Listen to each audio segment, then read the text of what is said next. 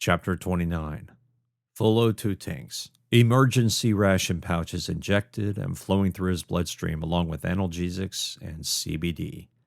This was about as close as he was going to get to being okay, without a visit to the auto dock, fresh nannies, and a fuck ton of sleep. Dickerson Mag walked down the corridor back the way they'd come. Mira, Elliot, and Carb were still in the safe room, resting, although he had no doubt Mira was watching his cam feeds. He bet Carb was too. He'd never admit it, but knowing they were there made him feel less alone.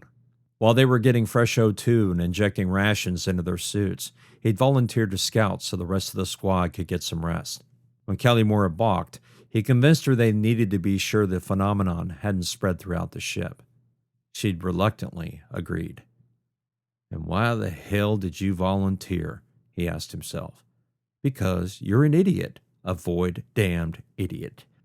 His lights seemed to dispel the gloom more than before, as if his suit lights had grown more powerful in the space of a few minutes. Hell, they were brighter now than they'd ever been since they entered Mira. How was that possible? He remembered the shimmer that seemed to come off the starfish things, as if the light had scattered off some barrier surrounding them, the photons turning into something akin to gas. How was that possible? "You're insane," he said to himself. "Fucking insane. It's all an illusion, has to be." He chuckled. Or delusion. Yeah, that was more likely. If not for the fact all four of them had seen, well, reality bend and shift around them, he could explain it that way. A delusion, a breakdown of his senses caused by the stress, the fear, and the desperate need for rest. Void, but it felt as though they'd been in this ship for weeks. He continued mag-walking, eyes flicking to his rear HUD every few seconds. Without someone to watch his ass, he could only hope that Mira hadn't fallen asleep and was monitoring his rear camera more closely than he could.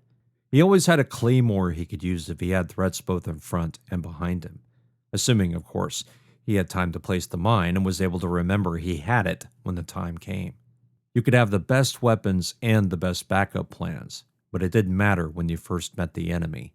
The fact they were there, the fact you could die at any moment, rattled through your brain, your nerves, and synapses, doing their best to respond to a terrified human being. SFMC trained them, taught them, ran their Marines through drill after drill to stifle those moments. But regardless, they were always there. This, however, was different. He knew how humans moved. He knew human tactics. He knew their routines, the frequent mistakes made by an enemy who was just as terrified as you. But these creatures? Shit. He didn't even know if they could be scared, much less bothered by his presence. Except for the few places in the ship they'd been able to secure and make use of emergency life support, Mira was completely in vacuum. There was no sound to hear. There was no heat coming off their suits. Yet the creatures could see them without any obvious optic analogs. "Unless they don't see in any known frequency," he said aloud. No, that was another insane idea. But why not? They survived, hell, even thrived in vacuum, and temperatures no life on Earth could live in. So why the hell not? If Mira brought back these things from outside Sol system, there was a good chance they lived in an ecosystem completely alien to that of Earth. But how the fuck did these things even evolve? Questions, questions, questions. He did his best to shake them away and refocus on the junction. Nothing had moved, nothing floating or trapped in a microgravity anomaly. So far, anyway. And the universe hadn't tried to fold in on him. It appeared those phenomena were behind them, restricted to the science section's main corridor. He hoped. When he reached the junction, crouch walking while keeping his back to the corridor wall, he swept the three-way intersection with his suit lights. The walls reflected back the light as expected, and both sides seemed clear. He could see over a dozen meters down each of the forking hallways. "The fuck? Corporal, you seeing this?" "Aye," Callie said. "You can see that far ahead?" "Yeah," Dickerson said. "We haven't been able to—" The words died in his throat. The darkness slowly consumed the light, the distance he could see slowly diminishing. That's a problem." "Okay, Dickerson," she said. "See how well your lights work down the other corridor." Crawling fear and unease tickled every nerve ending, his heartbeat and breathing increasing in tempo. Yeah, the word was little more than a grunt. Dickerson took one last terrified glance down the darkening adjoining corridor and swiveled his light to shine the powerful helmet lights down its twin. The lights were good, the illumination carrying far enough to see hatches. "No problem this way," he said. Good. We're on our way. Hold position. "Aye, Corporal." Dickerson placed his claymore facing the darkened hallway, turned, and stared into the growing darkness. When it was little more than 3 meters away, the optical effect ceased. The gloom didn't pull back, but seemed to stop. Dickerson blinked. Just what the fuck was causing that? Was it happening all over the ship? No, they hadn't seen that on the bridge level. Well, that wasn't true either. They'd seen it, but probably didn't even notice it. And on the bridge itself, the overhead lights had been dim, sure, but still seemed as bright as the sun compared to what they'd walked through to get there. Even the auxiliary bridge had seemed brighter. Were those lights on a different frequency than his helmet? Military lighting was bright white unless you were in the barracks or a bunk room. White kept you awake, prodded the evolved circadian rhythm to keep you feeling as though you should be conscious and moving around. The staterooms and bunk rooms, however, used a different type of light. They were bright enough to enable you to see what you were doing or even read reports, but those areas of the ship were for sleeping, resting, places made to have the opposite effect. Sleep was difficult to come by while on a mission. It just was. A crew as small as S&R Black were constantly taking long shifts to keep her flying, as well as stand guard for weapons use or boarding. That meant you had to get the best rest you could every time you had the chance. If you didn't, you might end up being up for over 24 hours while in combat. "Like now," he said. Nah, that wasn't true. Not at all. How many hours had passed since they left S&R Black for Mira? Not that long. 8 hours? Something like that? Then why did he feel so goddamn tired? Why did his eyes feel like he'd been rubbing them with coarse sand? The concussion, the shoulder, the ribs, the back, the everything. Everything fucking hurt. And he was surprised his eyes hurt too? A smirk crossed his face. Yep, he thought. Being alone with your thoughts is a damn bad idea when you're fighting to remember what reality was like before this shit show. What he wouldn't give to be back aboard S&R Black where everything made sense, where there were no creatures you didn't understand or strange phenomenon like something eating the photons from your suit lights.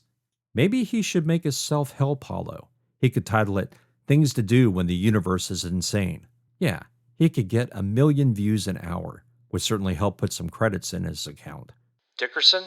He stiffened at the sound of Callimore's voice in his helmet and reflexively glanced at his cam feeds. Carb, Elliot once again maglocked to her shoulder, stood 2 meters from him down the main corridor, the corporal a bit further back. "Ah," he stammered. Everything okay? Carb asked. "Yeah, just wool gathering." Carb's giggle made him blush. The fuck does that even mean? "Old saying," Dickerson said. "Means I was lost in thought." Oh, you're cute when you're being archaic. Carb said. He rolled his eyes. "Sure, whatever," Dickerson? Callimore said. Anything down the safe hallway? Anything moving? "No, Corporal. Still clear. Cover me and I'll get the claymore," Covering. Carb said. Dickerson blew out of breath and magwalked to the mine. He sent a block command to deactivate it and placed it back in his suit pouch. "I'll take point down the corridor branch," The hell you will. Callimore said. You stay in the rear so you can see in front of me. Same formation as before.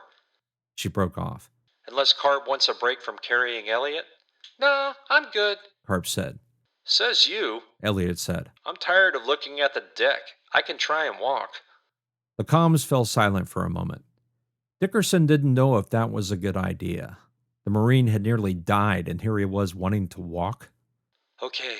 Callimore said. Carb, put the luggage on the floor. Carb snickered. All right, big boy. I'm going to place you on the deck. About fucking time, Elliot said. Carb cut the maglock and carefully pulled the Marine off her shoulder. Using the ZG to her advantage, she repositioned him so his feet pointed to the deck and gradually lowered him until his boots touched metal. When she let go, he didn't bounce or move. Mag boots working? Yeah, Elliot said with a sigh. At least now I can see the world normally. Goddamn cheap civvy suit doesn't have the cams I'm used to. Was mainly looking at the deck. How do you feel? Dickerson asked. Well enough. Elliot said. Someone hand me my sidearm. Carb reached into her pouch and brought out a flechette pistol. You're going to be shipped with just one hand. He chuckled. Not in ZG, I'm not. Point, Carb said. Elliot, Kelly Morris said. you take position behind Carb. If you start to feel serious pain, you better tell us, or I'll make sure you feel pain. Got it? Aye, Corporal, He said. I promise. I'll take point if you want to rest, boss. Carb said. That way you can cover me and Elliot with your rifle. Silence lingered over the comms again. Dickerson knew Callie Mora was seeing the formation in her mind, looking for any defects in the idea. Floyd helped him, but he was doing the same. After a moment, he couldn't find any problems with Carb's suggestion. Elliot could fire over Carb's shoulder while Callie Mora could... You take point, Callie Mora said. but Elliot stays behind me. He's nearly as tall as Dickerson, but even crouching, he can see over us, and Dickerson could see everything if he stands up. Dickerson winced. She was right. Why hadn't he seen that? Too distracted. Yeah, that was it. Aye, boss. Carb said. Good point. She mag-walked past Callie Mora to take the lead. Ready? The rest of the squad answered in the affirmative. Corporal? Move out. Callie Mora said.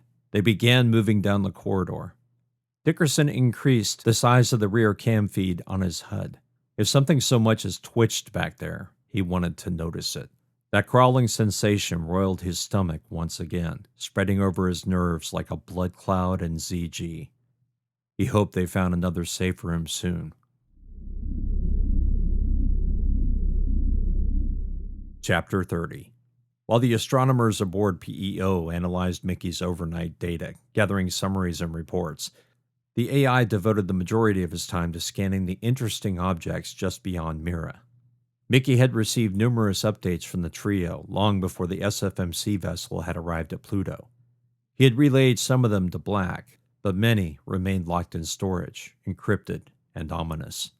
Mickey and Black had shared analyses and reports in case Black was destroyed during her mission.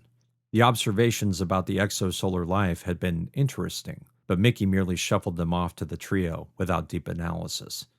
Mickey had a more important job.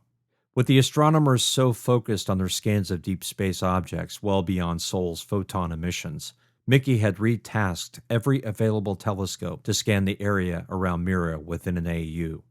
Scanning a spherical area which totaled 12.57 AU was all but impossible without more instruments, more satellites, and a hell of a lot more processing power than Mickey possessed. In short, it was a crapshoot.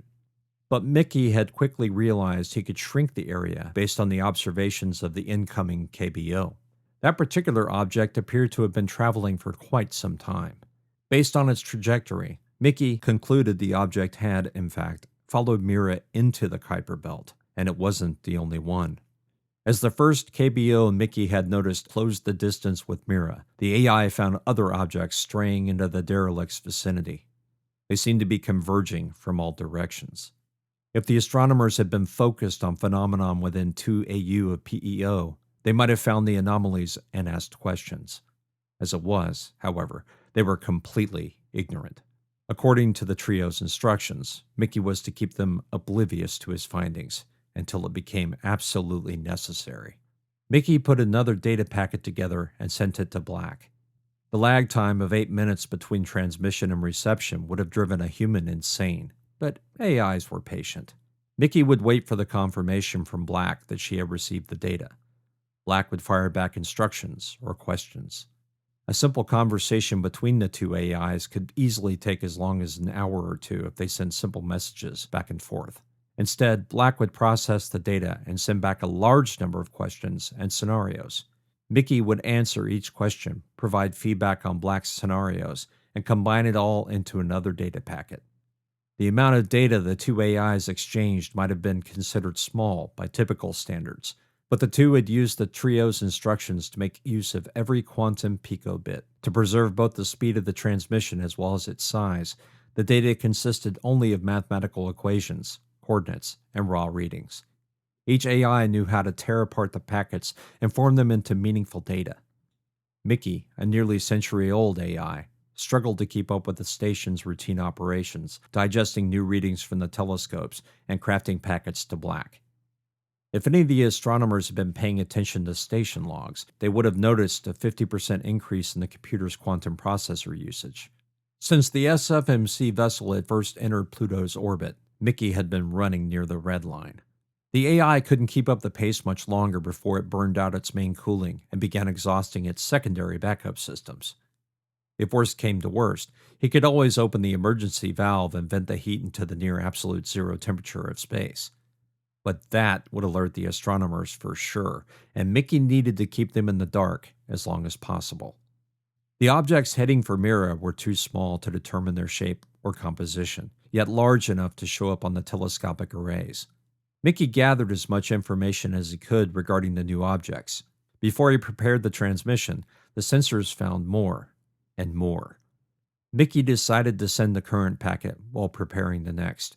Only when he sent the first transmission did Mickey realize he should have focused his sweeps more carefully around the immediate vicinity of Mira. That had been a mistake. Its longer-range sweeps came back and identified more objects entering the Kuiper belt. A monitor triggered and a new file appeared in Mickey's queue. It was another of those encrypted messages from the trio. Mickey opened the missive using his key, analyzed the data, and began tailoring new instruction sets. Unlike Black, Mickey didn't have the intelligence to wonder what the trio were up to. Instead, the AI carried out the orders while its sensors tripped again and again. This part of the Kuiper belt was becoming more crowded than humankind had ever dreamed possible. As Mickey carried out his new instructions, he continued to adjust and watch the scans. He would have to alert the astronomers soon, but first, he needed to send Black another packet. This one would contain the new data file from the trio. Mickey turned off the sensor alarms for the station. The astronomers would find out what was going on soon enough. Soon enough.